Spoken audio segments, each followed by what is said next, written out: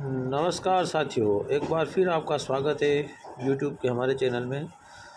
राज्य शिक्षा केंद्र भोपाल के द्वारा एक आदेश फिर प्रति समस्त कलेक्टर समस्त जिले के लिए निकाला गया है। पत्र क्रमांक 3241 भोपाल दिनांक 18 मई 2022।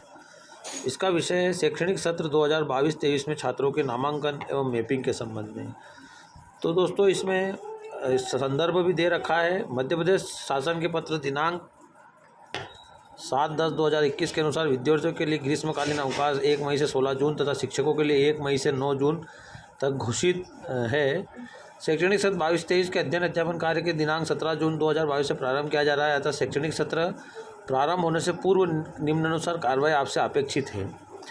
राज्य शिक्षा केंद्र ने ये शाला प्रारंभ होने से जो कार्रवाई बताई, उसमें बताया कक्षा उन्नति एवं नामांकन सत्र 22-23 की परीक्षा परिणाम उपरांत 1 से 7 जून तक कक्षा 1 से 7 तक का नामांकन और 2 से 8 में दर्ज करते हुए शिक्षा पोर्टल में कक्षा उन्नति की कार्यवाही दिनांक 30 जून 2022 तक पूर्ण की जाना है। कक्षा 1 में नामांकन हेतु नव प्रवेश प्रबंधन मॉड्यूल के उपलब्ध बच्चों एवं आंगनबाड़ी केंद्रों से प्राप्त सूची के अनुसार उनके पालकों अभिभावकों से संपर्क कर सहमति उपरांत विद्यालय में नामांकन सुनिश्चित किया जाएगा। इसकी समय सीमा 30 मई 2022 रखी गई है। कक्षा 5वीं व 8वीं उत्तीर्ण छात्रों की सूची जिन शालाओं में कक्षा 1 से 8 तथा कक्षा 1 से 10 एवं कक्षा 1 से 12 संचालित हो रही है को छोड़कर निकट की माध्यमिक शाला, high school, higher secondary school में उपलब्ध कराकर 100% बच्चों का 6 से 6वीं एवं 9वीं में नामांकन सुनिश्चित किया जाए। यह जवाबदेही प्राथमिक शाला एवं माध्यमिक शाला के संस्था प्रदान की होगी और इसके लिए समय सीमा 31 मई 2022 तय की गई है। अतः मित्रों, आपको अवकाश काल में भी ये सूची जो है निकट की शालाओं में देना है और वहीं से आपको ये एडमिशन बच्चों का करवाना है।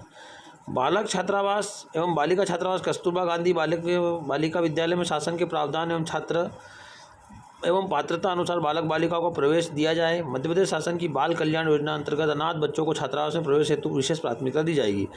शिक्षा पोर्टल पर छात्रों की कक्षा उन्नति हेतु कार्रवाई के लिए मोबाइल ऐप का भी उपयोग किया जा सकता है। सत्र 21-22 में कक्षा 1 के नामांकन के लिए ये विभिन्न जिलों के नाम दे रखे हैं। यहाँ पर लक्ष्य के विरुद्ध अधिक नामांकन करते हुए सराहनीय कार्य किया था, जबकि बड़वानी, ग्वालियर, रतलाम ये जो जिले दिए गए हैं, धार, डिंडोरी जिले के द्वारा निर्धारित लक्ष्य से कम उपलब्धि हासिल की थी, जो कि चिंताजनक है। कक्षा 1 में नामांकन है तो विशेष ध्यान की भी आवश्यकता है।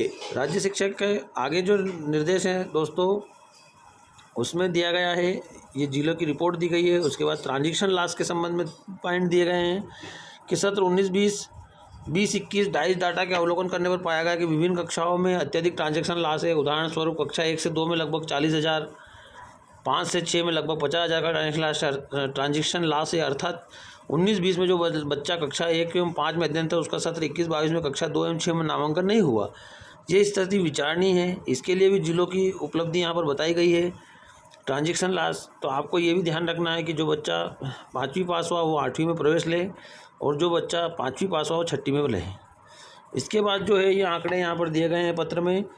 इसके बाद बस दोस्तों, आपको शाला से बाहर बच्चों का चिन्हांकन, उन्हें शिक्षा की मुख्य धारा में लाने की प्रगति, इस पे भी जो है पॉइंट दिए गए हैं। गत सत्र के अनुसार 21-22 में शाला से बाहर संभावित छात्रों बच्चों की निकायवार सूची ग्राम वार्ड जिले को उपलब्ध कराते हुए निर्देशित किया गया था कि इन बच्चों को भौतिक सत्यापन कराते हुए उनके लिए आवश्यकता अनुसार वैकल्पिक व्यवस्था का उपयोग कर उन्हें शिक्षा की मुख्य धारा में लाया जाए। इस कार्य हेतु मोबाइल ऐप के माध्यम से गृह संपर्क अभियान कार्यक्रम का संचालन भी किया गया था और उसी प्रकार यहाँ जिलों का परसेंटेज सर्वे का यहाँ पर दिया गया है। गृह संपर्क अभियान के दौरान सर्वेक्षित बच्चे के प्रतिशत यहाँ पर सभी जिलों के दिए गए हैं। उनके सारे आंकड़े यहाँ पर दिए गए हैं दोस्तों। आप इसको पत्र का अच्छे से अवलोकन करके देख सकते हैं। सत्र 22-23 के लिए शाला से बाहर बच्चों के जिनके लिए विशेष आवासीय प्रशिक्षण केंद्र संचालित किए जाना है, उनकी छात्राएं जानकारी प्रबंध पोर्टल पर दर्ज करने हेतु निर्देश भी यहाँ पर दिए गए हैं। 22-23 के लिए विशेष फोकस, ये बात आपके लिए महत्वपूर्ण है कि इस सत्र के लिए जो विशेष फोकस जो राज्य शिक्षा केंद्र कर रहा है, उसमें 4.1 में शिक्षकों द्वारा गृह संपर्क अभियान कार्य 15 जून से 30 जून 2022 तक पूर्ण किया जाए। जैसे ही शालाएं शुरू होती है तो 15 जून से 30 जून तक आपको गृह संपर्क अभियान करना है। 100% बच्चों के सत्यापन की जवाबदारी संबंधित जिला शिक्षा अधिकारी और जिला परियोजना समन्वय की होगी। और 20-21 में शाला में प्रवेशित छात्र जिन्होंने 21-22 में किसी कक्षा में प्रवेश नहीं लिया है, ट्रांजैक्शन लॉस में आ रहे हैं, ऐसे छात्रों की शालावार सूची तैयार कर उन्हें भी शिक्षा की मुख्य धारा में लाया जाना है। इसी सत्र में हमें सत्र 21-22 में अध्ययनरत कक्षा 1 से 8 तक के छात्रों को जो वार्षिक परीक्षा में अनुत्तीर्ण अनुपस्थित रहे हैं, उनकी कक्षा उन्नति हेतु शालावार कार्य योजना तैयार की जाए। डाइस डाटा 20-21 के आधार पर ऐसे क्षेत्र जहां ट्रांजैक्शन लॉस बहुत अधिक हुआ है, उन क्षेत्रों को शालावार, ग्रामवार, वार्डवार परीक्षण कर ट्रांजैक्शन लॉस के वास्तविक कारणों को पता लगाकर जाना अत्यावश्यक है, जिससे डाइस डाटा 2021-22 में इसी तरह की पुनरावृत्ति न हो। यदि वास्तविक रूप से बच्चों के बीच में पढ़ाई छोड़ी है तो ऐसे बच्चों को शिक्षा के मुख्य धारा में लाने हेतु समुचित कार्रवाई की जाए। जिलेवार ट्रांजैक्शन लॉस का विवरण टेबल नंबर 2 में अनुसार है। सत्र 22-23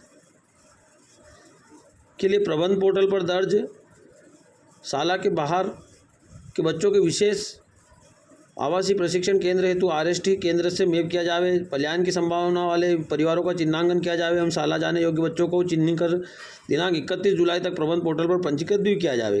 दिनांक 15 जून 2022 से नियमित कक्षा संचालन एवं उपयोग की जाने वाली पाठ्य सामग्री हेतु राज्य शिक्षा केंद्र एवं लोक शिक्षण संचालन के माध्यम से विस्तृत निर्देश जारी किए जाएंगे। तो इसके बारे में भी एक पत्र जारी होगा। यहाँ पर ये पत्र में दिया गया है, कोविड संक्रमण 19 की स्थिति को ध्यान में रखते हुए छात्र छात्राओं की सुरक्षा एवं तथा अकादमिक गतिविधियों को ध्यान में रखकर शालाओं के संचालन तथा यथा मास्क, 2 गज की दूरी एवं सैनिटाइजर का उपयोग करते हुए समय सारणी अनुसार विद्यालय का संचालन किया जाए।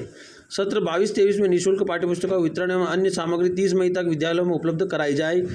अतः जिलों के द्वारा लक्ष्य के विरुद्ध 100% नामांकन हेतु शालावार, ग्रामवार लक्ष्य समूह को चिन्हित करते हुए विशेष कार्य योजना को बनाना जाना आवश्यक होगा।